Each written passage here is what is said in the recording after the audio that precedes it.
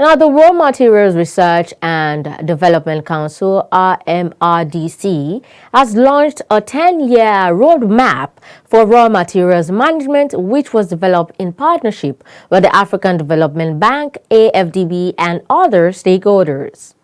Director General and Chief Executive Officer Professor Nnanyelugo Martin Ike-Muonso disclosed this in Abuja at the closing ceremony of the three-day African Raw Materials Summit.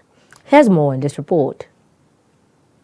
Fielding questions from journalists during the closing ceremony of the three-day African Raw Materials Summit 2025, Director General and Chief Executive Officer Professor Nnanyelugo Martin Ike-Muonso said there is need for the rest of Africa, and Nigeria in particular, to wake up to the processing and the adding of value to its raw materials up to 30% before exports. And we are saying it emphatically here that there's a need for the rest of Africa, and Nigeria in particular, to wake up to the processing and the adding of value to our raw materials, at least before export, up to 30%. The Africa Raw Materials Summit derives its spirit from the President's message 2 years ago at the UNGA that we shouldn't, and the whole of Africa shouldn't be exporting what it has and importing it at very exorbitant prices.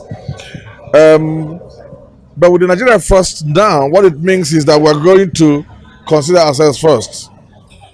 Also speaking, the Director General of the Manufacturers Association of Nigerian Man, Segun Ajayi Kadri, said the summit is a direct, impactful and intentional approach to signpost Nigeria as a major driver of industrialization, not only in West Africa, but in Africa at large. Require government, for instance, to lead by example, and that is getting government, ministry, departments and agencies, all contracts awarded by government.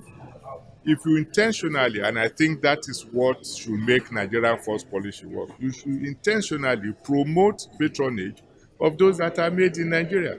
It would be nice, for instance, to see, and it will demonstrate purpose, if we see the president driving in a made in Nigeria vehicle, if we see our military, our police wearing their uniforms with the textile materials gotten from Nigeria, where you are able to see, even in the services, not only in goods, where we patronize Nigerian contractors, engineers, and so on, so that we are able to retain the wealth of the country in Nigeria.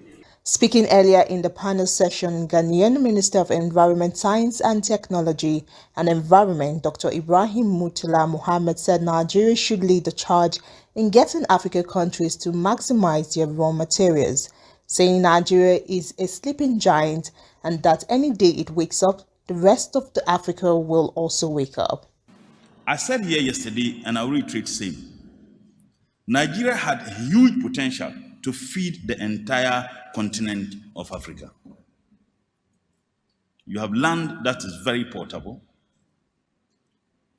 You have virtually everything that will support agriculture. But we are not able to do that.